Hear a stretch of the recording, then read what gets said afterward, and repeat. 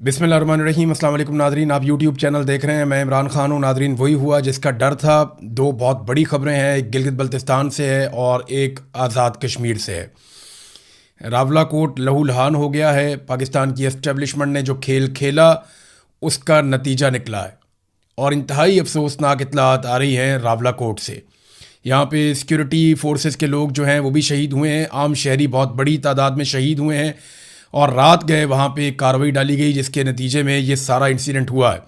ये सारी तफसीलात भी मैं आपके सामने रखूँगा। दूसरा, गिलगित बल्तिस्तान के इलेक्शन के रिज़ल्ट्स भी अब हमारे सामने मौजूद हैं। एक तो ये कि जब रिज़ल्ट आ रहे थे और बड़ी तेज़ी से रिज़ल्ट आ रहे थे तो 10 बजे के आसपास रात के वक्त तब तक ये इत्तलात थी, 7, 8, 9, 10 बजे तक ये इत्तलात आ रही थी कि पाकिस्तान तहरीक-ए-इंसाफ और MWM के उम्मीदवार आगे चल रहे हैं, वो जीत रहे हैं और उनकी वाज़ेह अक्सरियत दिखाई दे रही थी। लेकिन उसके बाद नताइज रोक दिए गए। नताइज रोकना एक मरतबा फिर इस बात का सबूत है कि पाकिस्तान की मिलिट्री एस्टेब्लिशमेंट सारा कुछ करने के बावजूद अवाम को कायल करने में कामयाब नहीं हो सकी। और गिलगित बल्तिस्तान के लोगों ने ना सिर्फ अपनी मजबूरियों को एक साइड पर रखा, क्योंकि देखिए उनकी मजबूरी होती है कि उन्होंने वफाक में हुकूमत में मौजूद जमातों को वोट डालना होता है। वो पीपल्स पार्टी और PMLN को वोट डालेंगे तो उन्हें फ़ंड मिलेंगे, उनका इलाका चलेगा, उनके कारोबारी ज़िंदगी, उनके मामला चलेंगे। और अगर वो अपोजिशन को वोट डाल देंगे तो उन्हें कोई फ़ायदा उससे नहीं मिलेगा। और ये उनको दिखाई भी दे रहा है कि जब तक पाकिस्तान में ये सेटअप है या मिलिट्री एस्टेब्लिशमेंट इस रविश पे कायम है तब तक वो पाकिस्तान तहरीक-ए-इंसाफ को आने भी नहीं देंगे। इसके बावजूद गिलगित बल्तिस्तान के लोगों ने हैरान कर दिया। जितने बड़े पैमाने पर वो निकले, उन्होंने निकल कर वोट डाला। इसकी तवक्को ना पीपल्स पार्टी को थी ना PMLN को थी। तो टर्नआउट ज़्यादा होने का फ़ायदा पाकिस्तान तहरीक-ए-इंसाफ को होना था, वो हुआ। ख़वातीन ने हैरान किया, बड़ी तादाद में ख़वातीन ने निकल कर जो वोट डाला वो पाकिस्तान तहरीक-ए-इंसाफ को उसका फ़ायदा हुआ। और जैसे एक खामोश वोटर थे जो बता नहीं रहे थे कि वो यहाँ वोट करेंगे या वहाँ वोट करेंगे, उन्होंने काफ़ी चीज़ें तब्दील कर दी। सारा दिन गहमा गहमी जो है वो हम पाकिस्तान तहरीक-ए-इंसाफ के कैंप्स में देखते रहे और हु का आलम था PMLN के कैंप्स में। ख़ास तौर पे पीपल्स पार्टी के लोग तो फिर भी दिखाई दे जाते थे और वो पता चलता था कि पीपल्स पार्टी की गहमा गहमी हो रही है, उनकी एक पोलिटिकल एक्टिविटी चल रही है। लेकिन PMLN के कैंप्स में नवाज शरीफ के जाने के बावजूद, यानी नून लीग ने अपना सबसे तगड़ा मोहरा मैदान में उतारा था, तो अमली तौर पे तो वो अब पाकिस्तान मुस्लिम लीग नून जो है वो आसिम मुनीर साहब की पार्टी है। नवाज शरीफ साहब तो बराए नाम ही अब उसके सरबराह रह गए हैं, अब उनकी तो हैसियत कोई नहीं है। लेकिन नवाज शरीफ को मैदान में उतारने के बावजूद कोई कामयाबी नहीं हुई और नवाज शरीफ साहब ने जो कुछ किया उसके बाद एस्टेब्लिशमेंट की जानिब से जो सख्त पैगाम आया मियाँ नवाज शरीफ साहब के लिए, और वो सख्त पैगाम मौसूल करने के बाद मियाँ साहब को वहाँ से निकाला गया और उनके प्रोग्राम कैंसिल किए गए। फिर मियाँ साहब को पाकिस्तान से बाहर भिजवा दिया गया और मियाँ साहब के प्रोग्राम कैंसिल होने के बावजूद और मियाँ साहब के वहाँ जाने के बावजूद, बहुत सारे वादे और दावे करने के बावजूद, गिले शिकवे करने के बावजूद, रोना धोना करने के बावजूद गिलगित बल्तिस्तान के लोगों ने मुस्लिम लीग नून को रिजेक्ट किया है और मुस्लिम लीग नून तो दूसरे नंबर पे भी नहीं आई। जबकि पाकिस्तान पीपल्स पार्टी को कुछ ना कुछ करके जितवाने की कोशिश की जा रही है। पीपल्स पार्टी ने इस मरतबा एक नया काम किया, वो ये कि रोला भी डालो और इलेक्शन में सीटें भी लो। यानी वो रोला भी डालते थे कि ये गलत हो रहा है, वो गलत हो रहा है, यहाँ धांधली हो रही है, वहाँ धांधली हो रही है, ये ज्यादती हो रही है, वो ज्यादती हो रही है। रोला भी डालते थे ताकि वो विक्टिम अपने आप को साबित करे। पुराना तरीका वारदात है इनका। इसी तरह ये भुट्टो के नाम के ऊपर वोट लेते हैं जरदारी सारे मिलके। तो पीपल्स पार्टी जो है वो रोना धोना भी करती रही और साथ में उन्होंने फार्म 47 वाली कार्रवाई भी डाली। जबकि PTI के जो उम्मीदवार जीत रहे थे, खास तौर पे जो खालिद खुर्शीद की वालिदा है, वो बड़ी वाज़ेह अक्सरियत से वो आगे चल रही थी और वो इलेक्शन जीत रही थी, लेकिन फिर उनको हरवा दिया गया इलेक्शन। और खालिद खुर्शीद की वालिदा को हराना बहुत ज़रूरी था एस्टेब्लिशमेंट के लिए, क्योंकि इसमें एक पैगाम था। जैसे उस्मान डार की वालिदा को हराया गया, जैसे यास्मीन राशिद साहिबा को हराया गया, जैसे परवेज़ इलाही की अहलिया को इलेक्शन हरवाया गया, ईमान ताहिर सादिक जो हैं उनको भी ऐसे ही इलेक्शन हराया गया, और बहुत सारी खवातीन हैं जिनके साथ इलेक्शन में बड़ी ज़्यादती की गई है। रावलपिंडी से कुछ खवातीन खड़ी हुई, कुछ पंजाब से खड़ी हुई, तो इनको ज़बरदस्ती इलेक्शन हरवाया गया था। ऐसे ही खालिद खुर्शीद की वालिदा को भी इलेक्शन हरवाया गया। पाकिस्तान तहरीक-ए-इंसाफ ने इमरान खान साहब ने जेल में रहते हुए भी वो कामयाबी हासिल की है कि एस्टेब्लिशमेंट के पसीने छुड़वा दिए। वो कि उन्होंने अपना टारगेट बंद कमरों में हासिल कर लेना होता है। मैदान में पाकिस्तान की एस्टेब्लिशमेंट को एक मरतबा फिर शिकस्त हुई है और पाकिस्तान के अवाम ने, गिलगित बल्तिस्तान के गयूर लोगों ने, इसके बावजूद कि उनका सिलसिला चलता ही नहीं है जब तक वो वफाक के साथ शामिल ना हो, इसके बावजूद उन्होंने ये कुर्बानी दी है और उनकी ये सोच है कि हमने वोट एस्टेब्लिशमेंट की मर्ज़ी के ख़िलाफ़ देना है। तो ये बहुत बड़ी बात है। और अगर यहाँ पे 2 नंबरी ना की जाती तो पाकिस्तान तहरीक-ए-इंसाफ सबसे बड़ी जमात हो सकती थी इन इंतखाबात के नतीजे में। अच्छा, इसमें अब पाकिस्तान तहरीक-ए-इंसाफ के लोगों ने मुतालबा किया बैरिस्टर गौहर से कि आप आएँ और विक्ट्री स्पीच दें, लेकिन बैरिस्टर गौहर ने ऐसा नहीं किया। सलमान अकरम राजा साहब ने ये अनाउंस कर दिया था कि हमें भारी अक्सरियत मिल रही है और तमाम लोगों को मैं मुबारकबाद देता हूँ, लेकिन विक्ट्री स्पीच पाकिस्तान तहरीक-ए-इंसाफ ने नहीं की। और अभी तक जब मैं ये वीलॉग रिकॉर्ड कर रहा हूँ तो नताइज तब्दील करने का सिलसिला जारी है और मुझे ऐसा लगता है कि जब मुकम्मल रिजल्ट आएंगे तो सूरत हाल बदल गई होगी। पाकिस्तान पीपल्स पार्टी ने सादा अक्सरियत मांगी है कि हमें दी जाए और शायद उन्हें दे भी दी जाए, क्योंकि 3 चीज़ें उनसे दरकार है पाकिस्तान पीपल्स पार्टी से। नंबर 1, पाकिस्तान पीपल्स पार्टी से 28वीं तरमीम में मदद चाहिए पाकिस्तान की इस्टेब्लिशमेंट को। नंबर 2, ये बजट जो अभी आ रहा है इसमें मदद चाहिए, इसमें दिफाई बजट और बाकी चीज़ों में बहुत इजाफा भी करना है। और नंबर 3, कश्मीर के मामले के ऊपर जो इस वक्त बहुत बड़ा ब्लंडर इस्टेब्लिशमेंट से हो गया है उसमें पाकिस्तान पीपल्स पार्टी की अनकंडीशनल सपोर्ट चाहिए होगी। नून लीग का तो बट्टा ही बैठ गया, बिल्कुल ही बेड़ा गर्क हो गया। नवाज शरीफ साहब के आने के बावजूद नून लीग को कुछ फ़ायदा नहीं हुआ। मीडिया नॉर्मली ट्रांसमिशंस किया करता था GB के इलेक्शंस के ऊपर, कश्मीर के इलेक्शंस के ऊपर, लेकिन वो भी चीज़ें हमें दिखाई नहीं दी।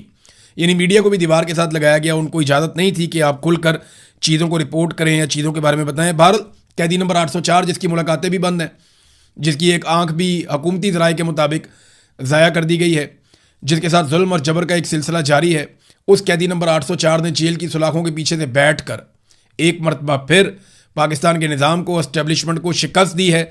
लेकिन आपको पता है कि वो हार जाते हैं, लेकिन हार नहीं मानते। वो हार जाते हैं, बार बार हारते हैं, अवाम उन्हें बार बार शिकस्त देते हैं, लेकिन इसके बावजूद वो धांधली करके, बेईमानी करके, फ्रॉड करके किसी ना किसी तरह अपनी बका के लिए कोशिश करते रहते हैं। PTI ने तो आज जश्न भी बहुत मनाया और PMLN और पीपल्स पार्टी की शक्लें देखने वाली थी। आज से चंद दिन पहले जिस तरह ये एक दूसरे को गालियां दे रहे थे, एक दूसरे को बुरा भला कह रहे थे, वो कह रहा था तू करप्ट है, वो कह रहा था तू करप्ट है, वो कह रहा था लाहौर बर्बाद हो गया, वो कह रहा था कराची बर्बाद हो गया, वो कह रहा था तुम लोगों ने ये खाया वो किया, तुमने बेनज़ीर इनकम सपोर्ट प्रोग्राम में करप्शन की, वो कह रहा था तुमने बिजली के कारखानों में करप्शन की, वो कह रहा था तुम्हारी हुकूमत जाली है, वो कह रहा था तुम फॉर्म 47 के ऊपर आए हो। एक दूसरे को बुरा भला कह रहे थे, लेकिन जैसे ही पोलिंग का वक्त खत्म हुआ तो ये सारे इकट्ठे होकर बैठ गए और इनकी शक्लों के ऊपर 12 बजे हुए थे। तस्वीर आप देखें, यानी इनकी शक्लें बता रही हैं कि इनके साथ क्या हुआ। उधर पाकिस्तान तहरीक-ए-इंसाफ के आप देखें प्रोग्राम, वो जश्न मना रहे हैं उसके बाद कि हमने इलेक्शन जीत लिया, अब रिजल्ट ये जो भी करें। अब देखना यह है कि गिलगित बल्तिस्तान के लोग और पाकिस्तान तहरीक-ए-इंसाफ की क़यादत इसके ऊपर किस तरह का रद्द-ए-अमल देती है। जिस तरह एक मरतबा फिर उनका इलेक्शन, चलो पूरा चोरी नहीं हुआ तो बहुत बड़े पैमाने पे उनका इलेक्शन चोरी हो गया है, देखते हैं वो इसके ऊपर किस किस्म का रद्द-ए-अमल देते हैं। नाज़रीन, अब चलते हैं आज़ाद कश्मीर की सूरत हाल पे, जो इंतहाई अफसोसनाक है और बहुत ही तशवीशनाक खबरें जो हैं वो आज़ाद कश्मीर से आ रही हैं। रावलाकोट ये एक ऐसा इलाका है जहाँ से बड़ी सख्त मुज़ामत होती है हमेशा, और यहाँ के लोग बड़े सख्त जान हैं, बड़े मजबूत लोग हैं और बड़े बहादुर लोग हैं। इनके बहुत सारे लोगों ने बड़ी बड़ी कुर्बानियाँ भी दी हैं पाकिस्तान के लिए और कश्मीर के लिए। अब ये रावलाकोट के अंदर पहला इंसिडेंट होता है जहाँ पे उमर नज़ीर कश्मीरी को गोली मारी जाती है, उनको ज़ख्मी किया जाता है गोलियाँ मार के, और उनके एक साथी शाहजेब को कत्ल कर दिया जाता है और उनकी शहादत के साथ कुछ और लोग ज़ख्मी हो जाते हैं। फिर नमाज जनाजा का एक मामला खड़ा होता है, लोग CMH के बाहर एहतजाज कर रहे हैं और अचानक से चारों तरफ से सिक्योरिटी फोर्सेज ने घेरना शुरू कर दिया और उसके बाद लाइटें बंद कर दी गई। जिस तरह 26 नवंबर को लाइटें बंद हो गई थी D चौक में, इसी तरह लाइटें बंद कर दी गई और फिर फायरिंग का सिलसिला शुरू होता है। अभी बहुत सारे ऐसे मनाजिर आ रहे हैं जो बड़े हौलनाक हैं, और इतने हौलनाक मनाजिर हैं और ऐसी ऑडियोज़ हैं और इस तरह की वीडियोज़ आ रही हैं कि मैं आपको दिखा भी नहीं सकता। यानी मैं खुद वो देख रहा था तो मैं नहीं देख पा रहा था कि इस किस्म की बर्बरियत क्या आज़ाद कश्मीर में हो सकती है। हम मकबूजा कश्मीर में कभी ऐसी चीज़ों की तवक्को नहीं कर रहे थे जो आज़ाद कश्मीर में हो गया है। अहमद फरहाद साहब की टाइमलाइन से मैं एक चीज़ आपको पढ़ के सुनाता हूँ, क्योंकि उनका ताल्लुक कश्मीर से है और डायरेक्टली उनके बहुत सारे दोस्त उस एहतजाज में वहाँ पे शामिल हैं। तो वो बताते हैं कि रावलाकोट से जिन मकामी लोगों और सहाफ़ियों से बात हुई और जिन दर्जनों लोगों के मैसेजेस मुझे मिले, उनके मुताबिक हज़ारों मुजाहिरीन पर 1 घंटे से ज़ायद जारी रहने वाले ऑपरेशन में खुदकार हथियारों से शदीद फायरिंग की गई। ये बहुत सारे मैसेजेस मुझे भी आए हैं, बहुत सारी वीडियोज़ भी आई हैं और मैं हैरान उड़ता उन्हें देख कर। अहमद फरहाद उन्हीं की बात कर रहे हैं शायद। उन्होंने कहा जी खुदकार हथियारों से शदीद फायरिंग की गई है, जबकि इस दौरान मुसलसल हेलीकॉप्टर भी फ़िज़ा में प्रवास करते रहे हैं। ऐनी शाहिदीन के मुताबिक धरने के मुकाम पर उस वक्त दर्जनों शदीद ज़ख्मी मौजूद हैं, जिन्हें उठाने वालों को भी सीधी गोलियां मारी जा रही हैं और जिनमें से अक्सर के बारे में यह खदशा जाहिर किया गया है कि वो मर चुके हैं। बात करने वालों ने यह भी दावा किया है कि ऑपरेशन में हेलीकॉप्टर का भी इस्तेमाल किया गया, जबकि ऑपरेशन के बाद लाशें भी गायब की जा रही हैं। ये वो गैर मुसद्दका इतलात हैं जो तवातर से मुख्तलिफ लोगों की जानिब से मुझे मिली हैं और मुख्तलिफ सोशल मीडिया प्लेटफॉर्म्स और ग्रुप्स में शेयर हो रही हैं, लेकिन चूंकि मैं वहाँ मौजूद नहीं, लिहाजा किसी खबर की तस्दीक नहीं कर सकता। फिर उन्होंने बताया कि ज़िले इंतजामिया से रब्ता करने की कोशिश की, वो कुछ और सहाफ़ियों ने भी कोशिश की, लेकिन उनकी तरफ से मौक़िफ़ कोई नहीं आया। और ये इतलात इतनी बड़ी तादाद में और शिद्दत से मुझ तक पहुँची हैं कि अगर इनकी तस्दीक नहीं की जा सकती तो इनसे मुकम्मल तौर पर इनको नज़रअंदाज भी नहीं किया जा सकता। ये ऐसे ही हो रहा है। वीडियोज़ आ रही है, इन्फॉर्मेशन आ रही है, जो लोग वहाँ मौजूद हैं वो क्लेम कर रहे हैं कि दर्जनों लोगों को गोलियाँ लग गई हैं और वो 20 से ज़्यादा शहादतों का क्लेम कर रहे हैं। उनका दावा है कि इससे ज़्यादा लोग शहीद हो गए। मैं बड़ा मोहतात होकर आपको ये नंबर बता रहा हूँ। वो कह रहे हैं जी बहुत सारे लोगों को गोलियां लगी। खबर एक आ गई थी मीडिया में, पहले 7 लोग शहीद हो गए, लेकिन उसके बाद एकदम खबर आना बंद हो गई। मीडिया को मना कर दिया गया कि आपका कोई ब्लैकआउट है, मुकम्मल तौर पे आप वहां पे नहीं दिखा सकते कि आज़ाद कश्मीर में क्या हो रहा है। और इतना खौफनाक, यानी वो कहते हैं मेरा दिल और दिमाग इन इतलात की तस्दीक करने से कासिर है, लेकिन जिस तरह से ये इतलात पहुंच रही हैं वो इंतहाई परेशान कुन और तकलीफ दें हैं। मुतअद्दिद ज़राए के मुताबिक इस मुबैना खूनी ऑपरेशन के बाद इस वक्त शहर का इलाका मुकम्मल तौर पर सिक्योरिटी फोर्सेज के कंट्रोल में है। देखिए, कर्फ्यू जैसी एक सूरत हाल वहाँ पे आज़ाद कश्मीर में मौजूद है। पहले पाकिस्तान के मीडिया पे ये खबरें चलवाई गई और ये बाकायदा डिस्कशन हुई और ये फैसला किया गया कि कर्फ्यू लगा दिया जाए आज़ाद कश्मीर के रावलाकोट के इलाके में। लेकिन जब तनकीद हुई, मैंने शोर मचाया, बाकी लोगों ने शोर मचाया कि यार ये तो इंडिया लगाता है मकबूजा कश्मीर में कर्फ्यू, आप पाकिस्तान में कर्फ्यू लगाने लगे आज़ाद कश्मीर में। तो फौरी तौर पर जो कर्फ्यू वाली खबर है वो वापस ले ली गई, लेकिन अमली तौर पर वहाँ पर एक तरह से कर्फ्यू है। हर तरफ सिक्योरिटी फोर्सेज मौजूद है, बड़ी खौफनाक फायरिंग हुई है, लोगों को मुंतशिर किया गया है, बड़ी ज़बरदस्त शेलिंग हुई है और ये सारे मनाजिर रिपोर्ट हुए हैं। कश्मीरी सहाफ़ी हैं काशिफ मीर साहब, वो जो है उन्होंने रिपोर्ट किया कि रावलाकोट शहर पर सिक्योरिटी फोर्सेज का मुकम्मल कंट्रोल, रात के वक्त ग्रैंड ऑपरेशन में 20 से ज़ायद नई अमवात की गैर मुसद्दका इतलात उनके पास भी हैं। और वो ये कहते हैं कि CMH के सामने जारी अवामी धरने के मुकाम पर रात गए सिक्योरिटी फोर्सेज की जानिब से बड़े पैमाने पर ऑपरेशन किया गया और ख्वाजा काशिफ मीर से कुछ ऐनी शाहिदीन ने गुफ्तगू की और उन्होंने बताया सिक्योरिटी फोर्सेज के ऑपरेशन के बाद शहर के तमाम अहम मकामात पर सिक्योरिटी फोर्सेज ने कंट्रोल हासिल कर लिया है। बहुत सारी नई अमवात हुई हैं और दर्जनों जख्मियों की इतलात सामने आ रही हैं। ताहम सरकारी सतह पर इन दावों की तस्दीक अभी तक नहीं हो सकी है, यानी सरकार उसकी तस्दीक नहीं कर रही, जबकि सरकार ये कह रही है कि 4 सिक्योरिटी एहलकार जो हैं वो जाँ बहक हुए हैं। अच्छा, इन 4 सिक्योरिटी एहलकारों में से एक जो सिक्योरिटी एहलकार हैं वो एक सब इंस्पेक्टर हैं जिनका ताल्लुक़ आज़ाद कश्मीर के तत्ता पानी के इलाके से है और इनका नाम है सरदार अनायत। ये इनके कुछ रिश्तेदार जो हैं यहाँ बरतानिया में भी रहते हैं और ये बड़े ज़बरदस्त आदमी हैं, बड़े बाउसूल आदमी थे। इनके बारे में इनकी फैमिली के लोग ये बता रहे हैं, इनके दोस्त ये बता रहे हैं। उनका ये क्लेम है कि इंस्पेक्टर साहब ने, सब इंस्पेक्टर साहब ने अपने दोस्तों से और बाकी लोगों को, आसपास पुलिस वालों को, सबको पता था कि इन्होंने मुजाहिरीन पर गोली चलाने से इनकार किया था और उसके बाद ये शहीद हो गए। अब क्लेम इनके जो साथी हैं या करीबी लोग हैं उनकी जानिब से ये किया गया कि इनको मुजाहिरीन की जानिब से गोली नहीं मारी गई। तो क्या इनको सिक्योरिटी फोर्सेज की जानिब से गोली मारी गई है? यहाँ बरतानिया में एक जर्नलिस्ट हैं, कश्मीर से उनका ताल्लुक़ है, उन्होंने ये खबर भी दी है और उनका ये दावा है कि ये गोली जो है वो चलाई गई है सिक्योरिटी फोर्सेज की जानिब से और उनकी गोली से ये सब इंस्पेक्टर शहीद हुए हैं। अब ये मामला अजीबोगरीब किस्म का बन गया। हम तो कश्मीर पाकिस्तान की शारग है ये नारा लगाते थे, लेकिन शारग वाले नारे से हम दहशतगर्द तक कैसे पहुंच गए? ये बयानिया इंतहाई ख़तरनाक है। हम भारत में जिस तरह की खबरें हम पढ़ा करते थे मकबूजा कश्मीर को लेकर, उसी तरह की खबरें अगर हमें आज़ाद कश्मीर से मिलेंगी तो ये इंतहाई अफसोसनाक होगा। शौकत नवाज मीर साहब के घर पे छापा मारा गया और इंतहाई ज़्यादती की गई। उनकी बहन को पकड़ के घसीटा गया, उनके बहनोई को गायब कर दिया गया, उनके कुछ और मुलाजमीन हैं घर के, कोई रिश्तेदार हैं नवीद मीर, उनको भी अगवा कर दिया गया। प्रोफेसर वाजिद अजीज़, ये इनको भी वहाँ से अगवा कर लिया गया और शौकत नवाज मीर जो है वो नहीं मिले। उनकी बहन प्रोफेसर नाज़मीन हबीब मीर जो हैं, उनकी बहन है, उनके साथ बदतमीज़ी की गई, उन्हें फ़र्श के ऊपर घसीटा गया। ये वाक़यात बहुत अफसोसनाक है। शौकत नवाज मीर साहब का एक नामालूम मकाम से पैगाम भी आया है, वो पैगाम मैं आपके सामने रखता हूँ कि वो क्या कह रहे हैं। बिस्मिल्लाहिर्रहमानिर्रहीम। मैं शौकत नवाज मीर, मेंबर जम्मू कश्मीर ज्वाइंट अवामी एक्शन कमेटी इस वक्त अपने तमाम ओवरसीज भाइयों से मुखातिब हूं और स्पेशली मेरी आज उनसे ये रिक्वेस्ट होगी, बल्कि मैं ये कहूंगा कि मेरी इसको आखिरी रिक्वेस्ट समझें, क्योंकि आपने पहले दिन से जम्मू कश्मीर ज्वाइंट अवामी एक्शन कमेटी में जिस तरीके से रियासत के लोगों को सपोर्ट किया, चाहे वो जानी था, माली था या सोशल मीडिया के ऊपर के एक महाज था, हम आपका जितना शुक्रिया अदा करें कम है। लेकिन आज का मेरा ये वीडियो बयान, वीडियो क्लिप आपसे स्पेशली ये इस्तदा करता है कि क्योंकि यहाँ पे रियासत जबर पे आ चुकी है, रियासत ने हमसे तमाम वसाइल हमसे छीन लिए हैं, रियासत ने रियासत के अंदर कत्लेआम जो है वो शुरू कर दिया, रावला कोट के अंदर हमारी कीमती जानें जो है जाया हो गई हैं। इसी तरीके से पूरी रियासत के अंदर से लोगों को घरों से, दुकानों से राह चलते उठाया जा रहा है कि ये वो एक माहौल पैदा कर दिया गया कि आपको दुश्मन और अपने के अंदर आप फर्क करना बड़ा मुश्किल हो गया। लिहाजा मेरी तमाम ओवरसीज भाइयों से अपील है कि रियासत के जिस जगह से आपका तल्लक है, आप लोगों की जिम्मेदारी बनती है, ये कौमी फरीजा आप पे बन चुका है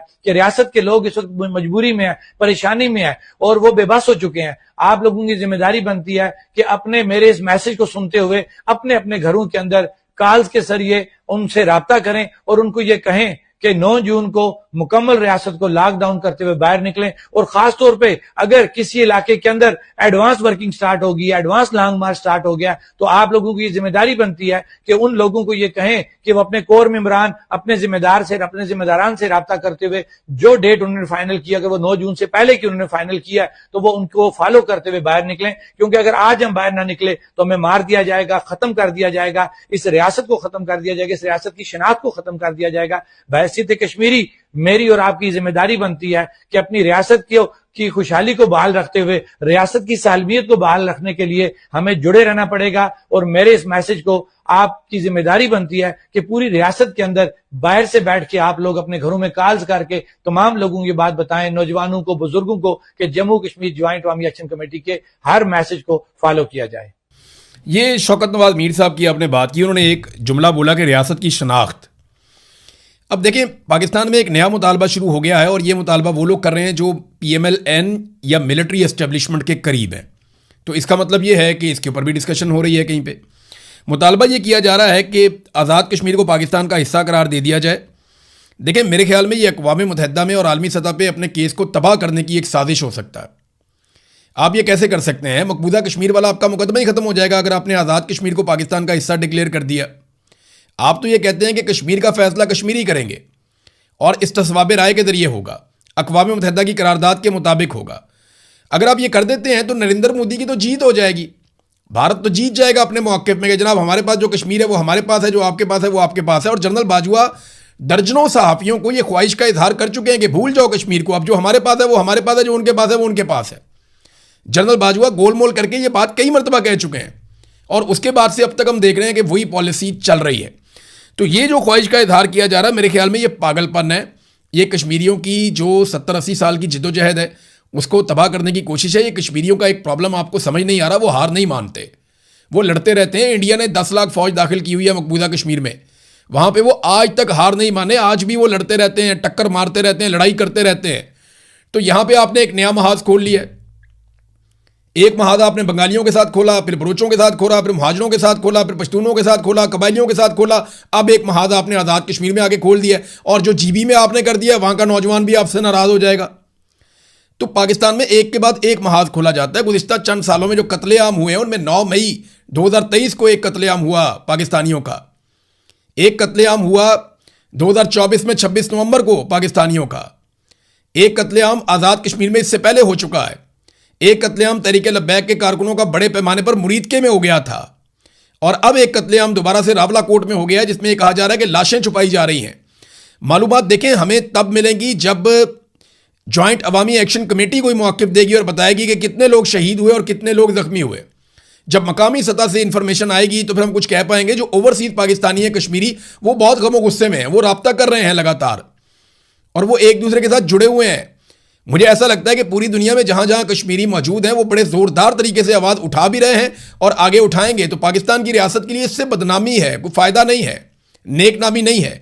हम कश्मीर पे अपना केस कमज़ोर कर रहे हैं। और देखें ये 12 नशिस्तें जो हैं मुहाजिरीन की, ये मामला क्या है? ये नशिस्तें को बुरी बात तो नहीं है, ये तो आपने सिंबॉलिकली दिया हुआ था और बड़ी अच्छी बात थी।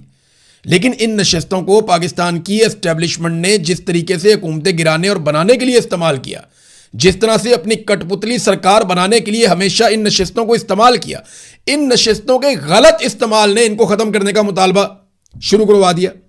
अब वो कहते हैं इनको खत्म करो भाई, इनका हमेशा गलत इस्तेमाल किया जाता है। हमने नेक नियति थी कि शामिल करें, लेकिन आपने जो हमारे साथ किया, पीठ में बार बार खंजर घोंपा, बार बार आपने हमारी हुकूमतें गिराई और बनाई इन्हीं 12 कठपुतलियों के जरिए से, तो इनको खत्म करें। अब उनका मुतालबा जायज लगता है, क्योंकि इस्तेमाल आपने उस चीज का इंतहाई गलत किया, और वो गलत इस्तेमाल की वजह से हम यहां पे खड़े हुए हैं। आपको मैं एक चीज दिखाता हूं, ये देखें जरा, आप ये डाटा देखें। अभी जो आज़ाद कश्मीर में वज़ीर ख़जाना पेशावर से, वज़ीर ट्रांसपोर्ट रावलपिंडी से, वज़ीर जंगलात नारोवाल से, वज़ीर खुराक गुजरात से, स्पोर्ट्स का जो है वो मुल्तान से, वज़ीर मजहबी अमूर और औकाफ रावलपिंडी से है, वज़ीर सनत व तजारत और मज़दूरों की बहबूद, ये वजारतें जो हैं ये आपके अटक से हैं। फिर वज़ीर इन्वायरमेंट जो है वो लाहौर से है। अब मुझे आप बताएं ना कि सारे वज़ीर उठा के आपने मुख्तलिफ शहरों से, या पंजाब से आपने, या एक आधा पेशावर से, आपने वो सारे वज़ीर उठा के आपने वहाँ लगाए हुए अहम तरीन वजारतों के ऊपर आज़ाद कश्मीर में। तो ये कठपुतलियों के ज़रिए से पूरे निज़ाम को कंट्रोल किया जा रहा है। ताहिर अशरफी ने एक चैलेंज दिया। अब ये मैदान में हमेशा जब भी एस्टेब्लिशमेंट किसी मामले में आती है तो ताहिर अशरफी को फ़ौरन मैदान में उतारा जाता है। ताहिर अशरफी ने चैलेंज दिया कि जनाब आप जाके इलेक्शन लड़ें, एक्शन कमेटी का मौक़िफ़ इतना मजबूत है तो इलेक्शन में जाएँ और जीत कर आएँ। ये वो आदमी चैलेंज कर रहा है जिसने अपनी पूरी ज़िंदगी में कोई इलेक्शन नहीं लड़ा और ना ये लड़ सकता है।